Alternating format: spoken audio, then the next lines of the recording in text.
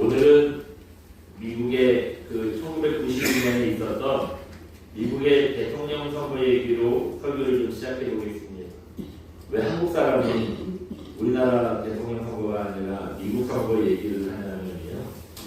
제가 여기서 뭐 어느 당 후보라도 조금 더 좋게 얘기하면은 여러분들이 어떻게 생각하겠어요? 고목사가 지보냐 보수냐 할 거고 그런 것 때문에 시험 들은 사람도 있고 그렇더라고요.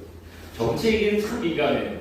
그래서요 제가 될 수 있으면 그 우리나라의 얘기는 좀 피하고요. 여러분 남의 나라 얘기로 좀 시작을 해보겠습니다. 미국은 대통령의 임기가 4년입니다. 그리고요 4년이 지나면 중간선거라는 걸 한대요. 그래서 당선이 되면은 이제 4년을 더 하는 거고요. 떨어지면은 그냥 4년만 하고 끝인 거예요. 이제 미국이 이제 그 중간선거가 다가오고 있죠. 그래서 요즘 굉장히 시끄러운데 이 1992년에 미국의 대통령이 누구였냐면요. 바로 이분이었습니다. 보여주시겠어요? 네. 누구래요? 부시. 네, 제가 잘못 썼네요. 41대 대통령이 맞습니다. 부시 대통령 41대 대통령이고요. 당시 이 선거가 저 부시 대통령의 중간선거였대요. 그 중간선거는 사실 현역 대통령이 굉장히 유리하다고 합니다. 여러 가지로 업적도 내세울 수 있고 굉장히 유리하대요. 특히 저 부시도 그 내세울 업적이 굉장히 많았대요. 대표적인 거 두 가지 얘기하는데 뭐냐면 첫 번째는 부시가 그런 건 아니지만 그 부시가 대통령을 한 당시에 소련이 무너졌습니다. 지금은 러시아가 됐잖아요. 그 소련이 그때 무너졌어요. 소련이 붕괴되면서 전 세계 공산주의가 막 도미노처럼 거의 다 무너졌지요. 이게 이제 그가 내세우는 부시가 내세우는 업적 중에 하나였어요. 두 번째는 뭐냐면 걸프전 전쟁이 일어났는데 전쟁이 일으켰는데 전쟁에서 승리하기도 했지만 이 전쟁을 빨리 끝냈다는 거예요. 사실 전쟁이라는 게 일단 시작을 하면은 뭐 승리한 나라건 패한 나라건 여러 가지로 피해가 많거든요. 그래서 이기는 것도 중요하지만 이기는 것만큼 전쟁을 빨리 끝내는 게 중요하다는 거예요. 근데 부시가 이거 걸프전 전쟁을 일으키고 이거 빨리 끝냈어요. 매듭을 졌습니다. 그래서요 저도 이거 좀 기사를 찾아보면서 봤더니요 당시에 부시의 지지율이요 90%였대요. 여러분 지지율이 90%면 무슨 공산당도 아니고 이건 말도 안 되는 지지율이죠. 이때 그 부시를 대항하는 후보가 누구였냐면 바로 이분이었습니다. 또 보여주시겠어요? 누구래요? 빌 클린턴. 예. 당시 클린턴은 부시에 비해서는 진짜 뭐 내세울 게 없고 진짜 보잘것없는 후보였다는 거예요. 클린턴이요 이 당시에 아칸소주라는 곳의 주지사였대요. 여러분 뉴욕, 뭐 시카고, 워싱턴 이런 동네를 들어가서도 아칸소라는 동네 처음 들어보시잖아요. 그런 정도예요. 이 아칸소는 시골 동네였고 뭐 클린턴은 그래봐야 아칸소 주지사였다는 거예요. 근데 누가 이겼죠? 클린턴이 이겼어요. 내세울 거 없고 진짜 업적으로 따져서 아무것도 뭐 상대가 안 되는 사람이었는데요. 클린턴이 이겼어요. 그래서 42대 대통령이 됐습니다. 이때 클린턴이 이길 수 있었던 공약이 있었대요. 뭐냐면 바로 이거였답니다. 한번 잠깐 보여주시겠습니다. 네. 예, 뭐 이렇게 써 있어요. Is the economy stupid? 무슨 뜻이냐면 문제는 경제야 이 바보야. 그랬다는 거예요. 이게 무슨 말이냐면 당시 부시가 소련을 무너뜨리고 걸프전을 이겼지만 경제는 아주 엉망이었다는 거예요. 근데 이 소련을 무너뜨리고 걸프전을 이긴 기쁨에 취해서 아무도 그 미국 사람들이요 경제를 신경을 안 썼다는 거예요. 그래서 부시의 지지율이 90%였는데 클린턴이 이제 이 문제를 부각을 시킨 겁니다. 그래서 저 말에 사람들이 정신이 바짝 들어서요.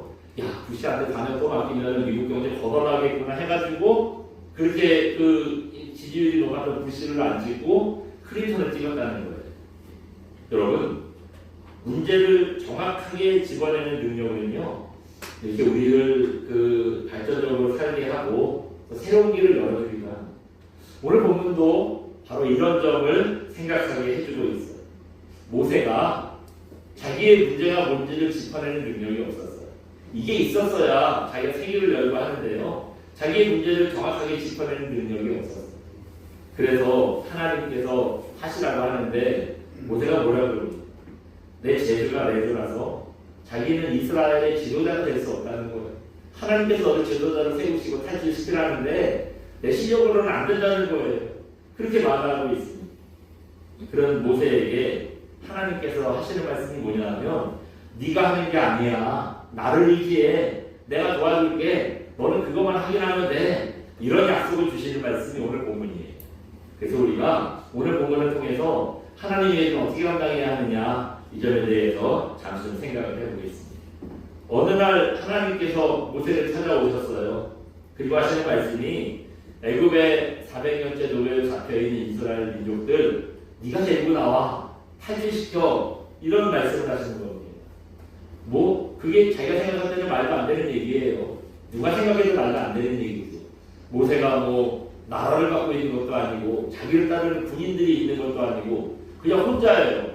자기 혼자. 그것도 80먹은 할아버지가 무슨 수를 써가지고 그 많은 이스라엘 백성들을 데리고 애굽을 탈출시키겠어요. 도저히 안 된다고 생각을 했지요. 그래서 특별히 또 그 다음에 핑계를 대는 게 뭐냐면 하나님께서 나를 이스라엘의 지도자로 세우셨다는 거 사람들이 그 말을 어떻게 믿냐라고 했을 때 내가 뭐라고 대답하지요? 이렇게 물어봤어요. 오늘 본문에 보니까. 그러자 하나님께서 어떤 일을 이루시죠? 한 가지 기적을 베풀어 주셨어요. 모세가 짚고 있는 지팡이를 땅에 던져보래요. 땅에 던졌더니 지팡이가 뭘로 변했죠? 뱀으로 변했어요. 근데 거기서 하나님께서 한술 더 뜨는 얘기를 하세요. 뭐라고 그러시냐면 뱀의 꼬리를 잡으래요. 상식적으로 생각해도요. 뱀을 잡을 때는 머리를 잡는 거잖아요. 꼬리를 잡으면 머리가 확 물어버리면 어떻게 해요? 그러니까 절대로 머리를 잡고 꼬리를 잡으면 안 되는 건데 꼬리를 잡으래요. 하나님께서 말씀하시는 거니 순종해야죠. 그래서 믿었지는 않지만 순종해서 꼬리를 잡았습니다. 그랬더니 다시 뱀이 지팡이로 변했다. 그리고 이 기적을 행하면 하나님께서 모세를 이스라엘의 지도자로 세웠다는 거 백성들이 다 알게 될 거야 라고 말씀을 해주십니다. 이게 오늘 읽은 본문의 내용이에요. 이런 본문을 통해 오늘 본문을 보시면 상징의 의미가 몇 가지 있어요. 상징의 의미가 있는데 첫 번째 뭐냐면 여기서 나오는 뱀은 이집트의 바로 왕을 상징한다는 거예요. 잠깐 한번 보여주시겠어요? 네. 이 사람이 누구래요? 람세스 2세라는 사람이래요. 람세스 2세입니다. 저 람세스 2세는 누구냐면 출애굽을 할 당시에 이집트의 왕이었대요. 네, 이집트의 왕이었다는 겁니다. 저 동상이에요. 람세스 2세는 19번째 왕조의 3번째 왕이고요. 66년간 애굽을 다스렸다는 거예요. 근데 저 사람이 왜 뱀이 바로왕을 상징하느냐 한번 잠깐 보여주시겠어요? 여기 보시면 머리에 있는 장식이 뭐래요? 저게 뱀이라는 거예요. 그러니까 그 왕을 상징하는 동물은 애굽에서 왕을 상징하는 동물은 뱀이었다는 거예요. 그래서 이제 그 뱀이 바로왕을 상징하는 거다 생각을 합니다. 그런데 당시에 사실 저 람세스 2세가 출애굽할 당시에 진짜 애굽의 왕이었느냐 이래서 논란이 좀 있어요. 여러 가지 다른 조건들을 보면은 시기라든가 여러 가지 상황들을 보면은 저 람세스 2세가 출애굽할 당시에 애굽의 왕이었다는 게 유력한데 한 가지 발목 잡는 문제가 있어요. 뭐냐면 저 람세스 2세의 기록을 보면 자기 당시에 이스라엘 민족이 애굽을 탈출했다는 기록이 없대요. 그게 제일 중요한 얘기인데 그 얘기가 없으니 출애굽 당시에 저 사람이 왕이겠느냐 하는 논란이 있어요. 근데 그거에 대해서 이런 얘기를 해요. 뭐라 그러냐면 노예가 도망간 건 탈출했는데 못 잡아온 건 왕의 치부잖아. 당시 애굽 왕들은 신과 같은 그런 대우를 받고 사람들에게 자기를 그렇게 나타내는 사람이거든. 근데 신이 자기 실수를 인정하면 안 되잖아. 그래서 왕에 대한 기록을 쓸 때 왕의 부끄러운 점, 잘못한 점, 부족한 점 이런 거 다 빼버린다는 거예요. 그렇다 보니 아마 출애굽하면서 노예들 많이 도망간 거, 이거 못 잡아온 거 아마 기록을 안 했을 것이다. 그런 얘기를 해요. 아무튼 이런 논란 때문에 저 사람이 과연 출애굽 당시에 애굽의 왕이었느냐 아니었냐는 조금 논란이 좀 있는데요. 어쨌든 그렇습니다. 저렇게 뱀은 애고방을 상징하고 있고, 또 모세가 던진 지팡이는 그럼 뭐냐? 여러분, 지팡이의 역할이 뭐죠? 넘어지지 않게 기대고 의지하고, 이게 지팡이잖아요. 성도가 기대고 의지하는 분이 누구죠? 네, 하나님입니다. 지팡이를 잡으라고 하신 건 단순히 뱀이 지팡이로 다시 돌아가는 기적을 경험해봐라가 아니라 그 지팡이가 상징하는 하나님을 붙들라는 거예요. 그리고 하나님 의지하라는 거예요. 그래야 우리가 살 수 있다는 것을 보여주는 사건이라는 거예요. 그래서 우리가 이 사건 통해서 깨달아야 할 점이 있어요. 한번 잠깐 보여주시겠어요? 같이 한번 읽어봅니다. 하나님께서 맡기신 사명은 내가 하는 게 아닙니다. 하나님을 붙들어야 합니다. 예. 여러분, 하나님께서 우리에게 일하라고 하세요. 하나님께서 사명을 주세요. 근데 그 사명은 내가 감당하는 게 아니래요. 누구를 붙들어야 한다고요? 하나님을 붙들어야 한다는 거예요. 하나님 붙들어야 감당이 되는 거예요.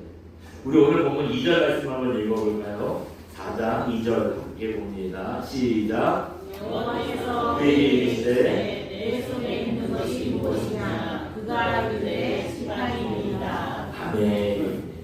모세의 손에 뭐가 들려있대요? 지팡이가 들려있다는 거예요. 앞에서 지팡이는 뭘 상징한다고 그랬냐면 하나님을 의지하는 것, 하나님께 기대는 것, 이걸 상징한다고 했는데 여기서는 또 그게 아니에요. 여기서는 하나님을 의지하고 기대는 게 아니라 이때의 지팡이는요, 내 힘을 의지하는 것, 내 능력을 의지하는 걸 의미합니다. 우리가 뒤에 일을 해야 한다면 여러분 내 능력을 내려놓으라는 거예요. 이거 내려놔야 되는데요. 왜냐하면 제일 큰 문제는 하나님께서 맡기신 사명은 내 일일까요? 하나님의 일일까요? 그래요. 이게 하나님의 일이기 때문이에요. 여러분 만약에 무슨 옆집 애를 봐주세요 해가지고 애를 봐줬더니 애가 막 아파요. 그런 애를 병원에 데려갔어. 그럼 내 돈으로도 해줄 수 있지만 치료를 내 돈으로 해줄 수 있지만 그 엄마가 나중에 자기가 치료를 쓴 걸 주겠지요. 그거 왜 줘요? 옆집 애니까 그 내 애가 옆집이니까 옆집 애 엄마가 그 내주겠지요. 이게 내일이면 내가 해야 되는데 내일이 아니니까 주인의 힘을 빌려야 될 거 아니겠습니까? 우리에게 사명을 주신 분이 공급하신 힘과 능력으로 그 사명을 감당해야 합니다. 내 힘으로 하려고 하다 보니 여러분 사명이라고 얘기하고 이거 감당하려니까 참 힘이 듭니다. 이게 버겁고 힘이 들어요. 근데 여러분 하나님께서 주신 힘으로 하면은요 할 수 있어요. 나는 못하는데 하나님께서 우리가 그 일을 할 수 있도록 만들어 주시는 거예요. 아까도 말씀드린 것처럼 모세가 이스라엘의 지도자가 될 수 있는 상황은 하나도 없었어요. 나이 80이 넘은 노인네였고 그 전에 무슨 자기를 따르는 사람들이나 군인이 있었던 것도 아니고 모세가 한낱 목동에 불과했어요. 목동 할아버지에 불과했어요. 이런 사람이 자기가 귀족의 집안도 아니고 내세울 것도 없고 그런 날 갑자기 나타나서 당신들 나를 따릅시다. 내가 탈출시킬 테니까 나 따라갑시다. 이러면 누가 따라 나서겠어요? 도저히 지도자가 될 조건이 아닌 거예요. 근데 하나님께서 말씀하시는 거예요. 네가 하려고 하는 거 내려놔 하시는 겁니다. 하나님께서 주시는 힘으로 하라는 거예요. 그래서 뒤에 4절 보시면 아까 그 지팡이를 어떻게 하라 그랬냐면요. 같이 한번 봅니다. 시작. 여호와께서 모세에게 이르시되 내 손을 내밀어 그 꼬리를 잡으라. 그가 손을 내밀어 그것을 잡으니 그의 손에서 지팡이가 되리라. 4절 보니까 그 뱀이었지만 결국 지팡이잖아요. 그 지팡이 가서 잡으라고 그랬잖아요. 그러니까 그 2절에서 앞에 2절에서 지팡이를 내려놓으라고 할 때는 내 힘으로 내 능력으로 하겠던 마음 다 내려놓으라는 거예요. 다시 지팡이를 잡으라고 할 때에는 이제는 하나님의 힘을 붙잡고 하나님의 능력을 붙잡으라 하는 얘기인 겁니다. 여러분 내 거 내려놓고 하나님 거 붙들어야 돼요. 그래야 우리가 사명을 감당하는 거예요. 동남아에 가면은 원숭이를 사냥하는 오래된 방법이 있다고 그러죠. 많이 아마 들어보신 얘기일 거예요. 입구가 좁은 항아리에 그 땅콩을 좀 넣어놓으래요. 그리고 이제 딱 이렇게 마당에 놔두고 쓱 들어가라는 거예요. 그럼 나무 위에 있던 원숭이가 거기 땅콩 집어넣은 걸 봤잖아요. 식상에 내려와가지고 그 항아리 되게 손을 집어넣는데 땅콩을 움켜쥐는 거였어요. 그때 빨리 나와서 원숭이를 잡는 거래요. 이 원숭이라는 놈이 얼마나 욕심이 많은지요. 손에 움켜진 땅콩 절대 안 먹는데요. 이걸 놔야지 손이 빠져가지고 도망갈 수 있는데 이거 붙잡고 있으니 항아리가 더러더러 매달려 있으니까 나무를 못 올라가잖아요. 그러니까 자기도 당황해서 놔야 되는데 놓지도 않고 이거 자꾸 나와서 떨어진다. 이러니까 엉거주춤하고 있다가 잡힌다는 거예요. 예. 여러분 이거 주님의 일을 한다고 하면서 내 힘으로 내 능력을 하려고 붙들고 있는 거 여러분 원숭이의 모습과 꼭 비슷한 일이 아니겠습니까? 내가 내려놓고 하나님 붙들어야 주님의 일을 할 수 있는 겁니다. 그렇기 때문에 여러분 내 손에 있는 거 내려놓고 하나님의 지팡이를 붙잡을 수 있는 저 여러분 되시기 바랍니다. 우리 하나님께서 주신 사명 내 힘과 내 능력이 아니라 하나님의 힘과 하나님의 능력으로 감당할 수 있기를 주님의 이름으로 축원드립니다. 주님께서 주신 사명을 어떻게 감당해야 되느냐 또 두 번째로 있어요. 한번 보여주시겠어요? 어떻게 감당하래요? 예, 그냥 감당하래요. 그냥 감당하래요. 우리는 사명을 받았다고 하고 사명을 감당하라고 하면은 뭘 먼저 생각하죠? 내가 뭔가 좀 준비가 돼야 된다고 생각해요. 내가 뭔가 좀 되게 준비를 많이 하고 이제 내가 해야지라고 생각을 합니다. 근데 여러분 솔직히 준비하라고 하면 뭐 준비하시겠어요? 얼마나 준비하시겠어요? 무슨 뭐 하나님께서 뭘 맡기셨으면 그 일 하려고 그러면 또 기간을 얼마나 준비를 해야 이제 됐다 싶겠어요. 네.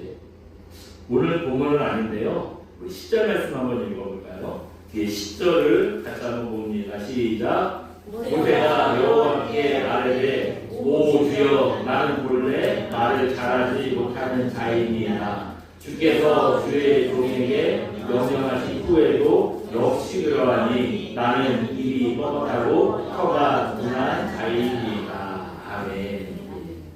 여러분 하나님께서 사명을 주신다면 우리가 생각할 때 어떻게 사명을 주실까요? 부족한 거는 채워주시고 뭔가 그 사명을 잘 할 수 있게 단단히 준비를 시키신 다음에 이제 준비됐잖아 이제 네가 해봐 이렇게 맡기실 것 같잖아요. 그러지 않겠어요? 근데 방금 읽은 10절을 보시면 무슨 얘기가 있냐면 모세가 원래 어떤 사람이냐면요 말을 잘 못하는 사람이에요. 좀 지혜롭게 말을 못하든지 아니면 좀 어버버버 하든지 좀 그런가 봐요. 예. 그래서 하나님께서 이거 직접 찾아오셔가지고 지금 10절 앞에서 뭐라 그랬어요? 지팡이 잡아라 마라 이렇게 해가지고 막 사명을 주시잖아요.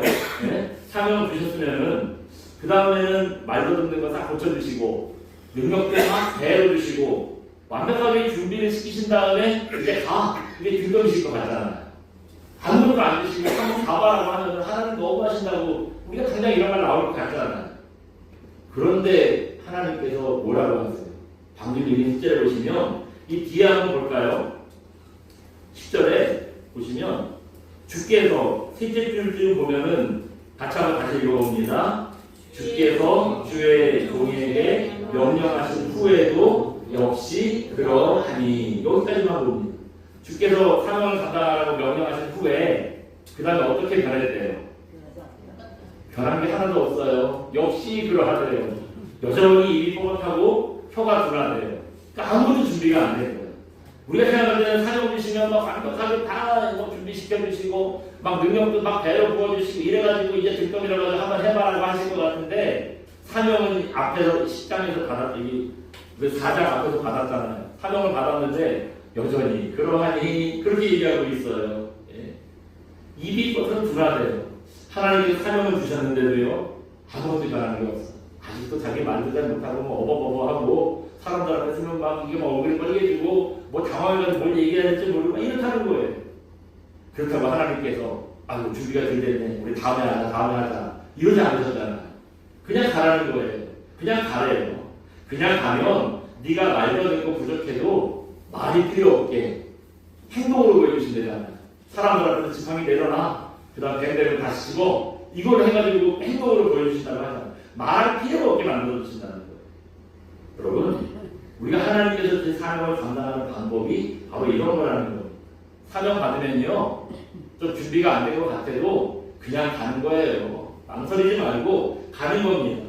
그냥 가면 하나님께서 지팡이가 뱀이 되는 기적도 보여주시고 또 그냥 하면서 능력도 부어주시고 혹시 어려움을 만나면 그 어려운 고비도 넘어갈 수 있게 인도해 주시고 그럴 거라는 거예요. 그거 믿고 일단 출발하는 거예요. 먼저 시작하라는 겁니다. 그래서 사명을 감당하는 건 어떤 목사님들이 그런 얘기를 하니 정말 기가 막힌 표현이더라고요. 자동문 앞에 서는 거랑 같대요. 여러분 자동문 앞에 서면 어떻죠? 네? 문이 열리면 그 가서 들어가는 게 아니죠. 일단 문 앞에 서면 문이 열리는 거예요. 네? 우리가 사명을 감당하는 것도 마찬가지라는 거예요. 사명을 감당하기 나서면 문이 열려서 들어가는 게 아니라 그 앞에 사명 앞에 서면 문이 열리는 거예요. 그러면 들어가는 겁니다. 저는 제가 목회자가 되겠다고 사명을 받았을 때에도 그랬어요. 저는 사명 받으면 똑똑해지는 줄 알았어요. 왜냐하면 교회 보면 똑똑한 분들이 얼마나 많아요. 네? 뭐 지금도 말할 것도 없지만 우리 교회 보면은 뭐 목사보다 똑똑한 분들이 얼마나 많습니까? 그런데 이 어벙벙한 제가 그분들한테 뭐 목회를 하고 뭘 전하고 이럴 수 있겠어요? 그래서 목회자의 사명을 받으면 그래도 조금은 더 똑똑해지려는 생각을 했는데 그것도 아니더라고요. 또 사명을 받으면 하나님의 음성도 듣고 성경을 읽을 때마다 막 쏙쏙 들어오고 막 능력도 나타나고 그럴 줄 알았는데 아니에요. 그것도 아니더라고요. 여전히 어벙벙하고 영적으로도 너무 미숙하고 이게 사명을 받았다고 가슴이 뜨거워지긴 하는데 달라지는 건 하나도 없는 거예요. 그래도 그냥 시간이 갔어요. 또 갔어요. 그리고 계속 목회의 길을 걸어가다 보니 이만큼 하더라고요. 이만큼 오게 되더라고요. 여러분 보실 때는 고목사가 아직도 어벙벙하고 부족해 보일지 몰라도요. 제가 엄청 그래도 사람된 거예요. 우리 김동환 집사님이 오늘 왔었어야지 제가 얼마나 좀 좋아졌는지 좀 증거가 될 텐데. 아무튼 그렇습니다. 예. 근데 여러분, 이런 게 뭐 사명뿐이겠어요? 우리가 주님의 일을 하는데 모든 게 다 마찬가지예요. 순종하는 자리, 기도하는 자리, 예배드리는 자리, 헌신하는 자리, 여러분 준비돼서 가는 게 아니에요. 준비가 안 돼서도 그 자리에 서는 게 중요합니다. 준비하고 하겠다는 사람 치고 제가 시원하게 그거 하는 사람을 못 봤어요. 새벽 기도하겠다고 마음을 먹었는데 실제로 해보면 좀 어렵거든요. 그러니까 마음이 이제 목사님 이제 제가 할게요 하면서 근데 준비를 좀 하고 할게요 그래요. 무슨 준비 할 거냐고 물어보면 일단 일찍 자는 준비를 하겠대요. 그리고 중요한 건 뭐죠? 알람 소리를 들어야 돼. 이거 알람이 좀 듣는 좀 연습을 하겠대요. 그 준비하고 나면 돼요. 근데 막상 해보면 마음처럼 잘 안 돼요. 일찍 자야 일찍 일어나는데 자꾸 늦게 잘 일이 생겨요. 그리고 이 젊은 사람이 귀가 먹었나 도대체 알람이 울리는데 못 듣는데요. 안 듣는데요. 얘 안 들리는데. 여러분 새벽 기도는요 준비하고 나오는 게 아니에요. 몇 시에 자건 알람이 울리면 그냥 기계처럼 일어나는 겁니다. 그러니까 그렇게 나오는 거예요. 사실 새벽 기도는 딱 준비가 필요 없어요. 준비라고 하면 세수하고 옷 입고 나오는 정도로 준비만 하시면 되는 거예요. 또 개척 초기에 하나님께서 참 이상하신 게요. 누구나 보니까 개척을 하면은 전도자 상자를 붙여주세요. 저 사람 전도하면 좋겠다라고 할 만한 사람들을 붙여주세요. 저희도 그런 일들이 참 많았어요. 그 중에 한 분이 그 지안이 학습지 선생님 한 분이 있었어요. 이분이 젊어서는 교회도 열심히 다니고 뭐 공사도 자기 딴에 많이 했다 그러더라고요. 근데 결혼하고 어찌어찌 살다 보니 믿음 없는 남자를 만나서 뭐 생활에 쫓기고 신앙생활을 못하게 됐다. 또 그런 얘기 합니다. 이것 때문에 하나님 앞에 늘 죄송한 마음이 있고 자기도 언젠가 교회를 나가겠다. 늘 이런 생각을 갖고 있는 분이에요. 놀랍게도요. 그 학습지 선생님이 지한이 수업하러 아기 때 와서요. 그 집사님한테 이제 그 집사람이랑 그래도 이 집이 이제 목사네 집이라고 하니까 뭐 그런 얘기를 자기 얘기를 하면서 막 울더래요. 예? 집사람이 특별한 얘기를 한 것도 아니에요. 그냥 자기 혼자 자기가 알아서 얘기를 꺼내더니 내가 이런 얘기를 왜 하지? 막 내가 왜 울지? 그러면서 막 울면서 얘기를 하더라는 거예요. 이분이 교회 왔을까요? 안 왔을까요? 네? 4년에 홈플러스 그거 아시잖아요. 그 위가 그 싱크빅인가? 그 학습지 사무실이 거기 있었거든요. 우리 학교 밑에서도 전도했잖아요. 오면 가면 점심시간 되면 쪼르륵 나와요. 선생님이랑 나와가지고 전도하면서 만나가지고 안녕하시냐고 만나고 얘기하고 그러는데 뭐 교회 오셔야 되면 아우 뭐늘 얘기해요. 가야죠. 갈게요라고 해놓고 여태까지 안 왔어요. 여태까지 안 왔어요. 울고 하는 거는 아무 소용 없어요. 뭐 준비하겠다고 하는 거 뭐 이게 사명을 감당하는데 그렇게 도움이 별로 되지도 않아요. 여러분들 준비하면 뭐 하겠어요. 준비하면 별로 도움 안 돼요. 준비가 좀 부족해도 그냥 시작하는 게 중요해요. 그냥 뛰어드는 게 중요해요. 그런 사람을 하나님께서 도와주시더라고요. 모세는 자기의 문제가 뭔지를 몰라서 못한다고 이 핑계 저 핑계 됐습니다. 근데 하나님께서 준비 시키신 다음에 하지 않으시잖아요. 그냥 뛰어들라고 하시잖아요. 그 다음에 하나님 도와주시잖아요. 여러분 사명은요 내 힘으로 하는 게 아니라 하나님 붙들고 감당하는 거예요. 그리고요 준비해서 하는 게 아니라 하나님께서 마음을 주시면 그냥 뛰어드는 거예요. 그냥 시작하는 겁니다. 이 사실 잘 기억하는 저 여러분 되시기 바랍니다. 우리가 하나님 앞에서 충성되게 또 지혜롭게 사명을 감당하는 종들 되시기를 주님의 이름으로 축원드립니다. 우리 시간 함께 찬양하고 기도합니다. 나주님의 기쁨 되기 원하네 함께 찬양하고 기도하겠습니다.